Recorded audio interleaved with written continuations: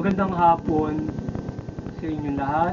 Ito po si Herbert Curia, author promoter ng The Critics Promotion. Ang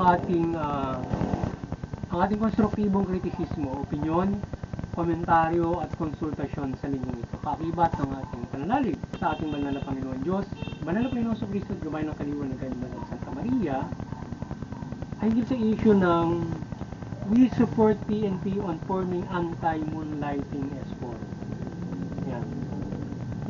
Team ang PNP mula IMEG, HPG at MMDA, etc. para pulihin ang mga moonlighting police officers. So, ito pang mga kakibat dito. So, may officers na umi-escort sa sinuman. At ito ay bawal lalo na paggamit ng marked vehicle at gadgets like siren, etc. na maaaring din naman pulis ang nagamit dito. So, hindi lang pulis yan, iba pang mga personalidad or mga nasa gobyerno na gumagamit ng iba't ibang mga gadgets at saka yung moonlighting ng iba't ibang mga maaaring ahensya kagaya ng NDA or particular yung police na kung saan na i-issue sila ng moonlighting, yung may escort sila isang VIP, kilalang personalidad para halimbawa yung na-issue sa Pogo. So sila ay bawal mag-escort doon, halimbawa executive ng Pogo or sino man. So bawal yung escortan yun para sa kanilang kapakanan kung saan sila ay for government services only yung kanilang trabaho. So may mga guidelines ng ating PNP sa pagkakahuli ng mga ganitong kaso. So doon sa pag-organize ng team, so nagawa na sila ng guidelines para yun ang gagawin nila para sa pagsugpo ng mga ganung moonlighting officers. So in other news ay itong fatal road rage ng isang driver sa kanilang pagtatalo sa daan. So nais ang ating pamahalaan na maibalik yung death penalty at pangalawa ay nagpapasa ng batas hinggil dyan. From author yata dyan si Tulfo, si Congressman Tulfo. So ngayon ay ang People's Anti-Crime Promotions ay maring sumusuport. Yung ating The Critics Promotions at People's Anti-Crime Promotions ay maring sumusuporta sa mabala patatnosisya at karapatang bansa. Kasi isyong ito na pagbuo ng Team Against Moonlighting Escort ay ating sinusuportahan ito. Tinikay din natin ng mga Pilipino at buong pamahalaan na suportahan ito. Ang hakbangin AP at ating hinikayat ang lahat niya na suportahan ito upang ang ating PNP ay mag-focus sa kanilang totoong trabaho at hindi maglingkod sa ilang tao o like VIP o tila malalaking pa-importanting tao lalo na mga executives ng Pogo kung saan hindi na mabuti itong ganitong klase ng mga outside ating kapulisan or any in the government using power or police power of the government ay lalo na yung mga hindi naman gobyerno na gumagamit o mga gadgets ng gobyerno, vehicles, mga siren yan, etc. Yung mga ganun, yung mga stickers nila. So kailangan lahat ng lingkod ng pamahalaan ay matuwid at mabuting PNP. So kailangan natin ng isang mabuting lingkod ng PNP o ng pamahalaan at o mabuting PNP at hindi para sa mga importanteng tao lamang. Sila magsilbi para kumita ng pera o mag-sideline sales. Kailangan natin ng PNP na makapaglilingkod sa atin para sa kaayusan. So hindi naman pwede sa ilan lang sila maglilingkod. So nakikita agad ang inequality kung ganun yung ating PNP. So dapat fair sila to everyone. Kasi pagdating nga noong mga doon sa pagpapaira ng fair justice, so makikibang mag-equal yan kasi nagbiling ka doon sa ganung klase na may kayang i-bayad sa'yo mga pa-importanteng PNP, di ba? So kailangan na makapagbabayad sa'yo ng extra money for that. So hindi maganda yon. It is form ng inequality for our society.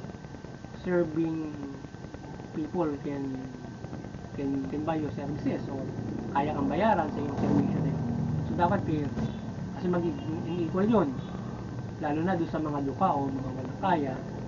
Sige, napag-win. Kasi hindi mo magagawin yung mga duka, di ba? So, dapat for all ng protection.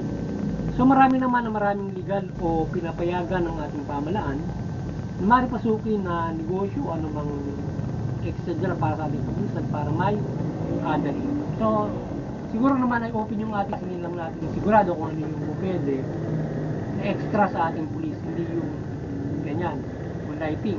Siguro pwede magnegosyo yung ating pulis outside pagkatapos nila mag sa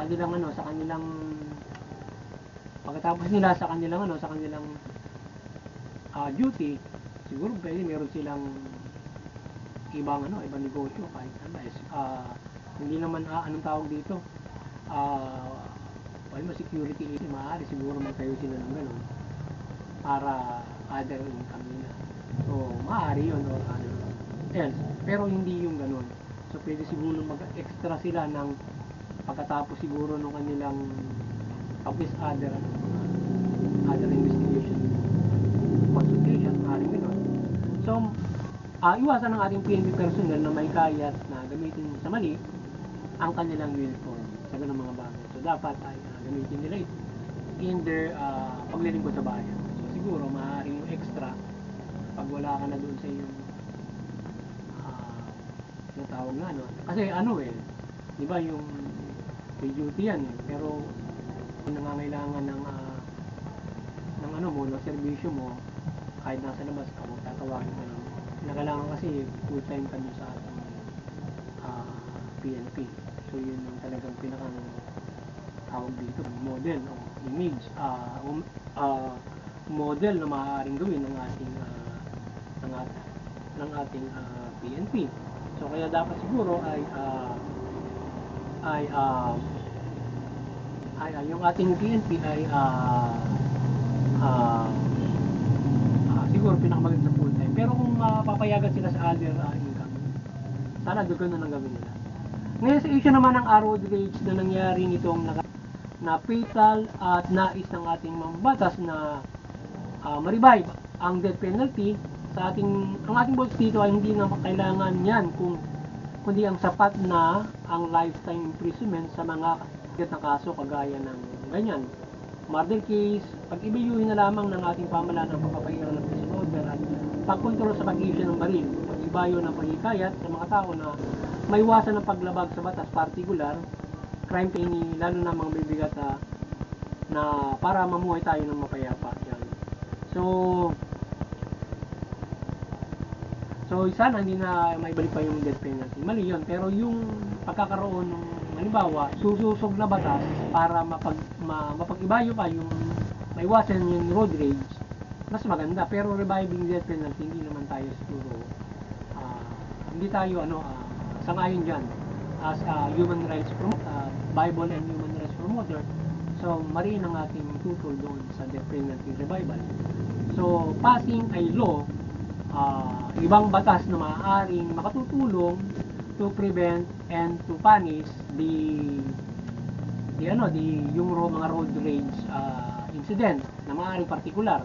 Pero pagka ganun nagpatayan, manilo agad yung murder to or homicide, diba? Pero maaaring may iba pang kaso kapag ganun para so kasi kapag in any particular situation, pag mayroong patayan, murder or homicide yun, kaso. Pero sa iba't ibang situation. So, kaya ipag-iba yun kung yung particular na rin, kung paano i-kaso yung ganung murder or homicide at other supporting cases to prevent and punish those yung mga salaula sa kalsada na gumagawa ng threats. So, may serious threats kapag ganun nagkatalo sila sa ganun. So, yung kaliwanagan ni Banal Santa Maria ay magliwanag sa ating bansa mula pamahalaan at sa mamamayang Pilipino, yung pamahalaan mamahala ng mabuti, matuwid, dapat ang matawag mayroon patas justisya. Yung mamamayan ay sumunod sa pamahalaan, iwasan yung paglabag sa batas at suportahan yung pamahalaan sa pagpapahiran ng mabuti pamahalaan, patas justisya, karapatang manaw. Sa gayon, tayo ng mapayapa, magkakaroon tayo ng mahusay na pag-unlad at mamumuhay tayo ng maunlad sa bansang ito. Sa gayon masusunod natin ng lubos yung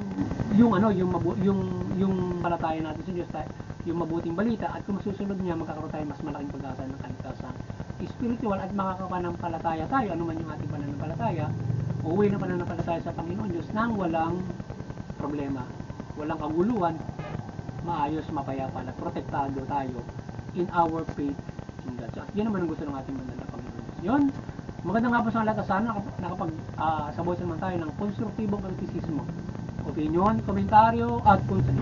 Maganda nga po sa inyo lahat.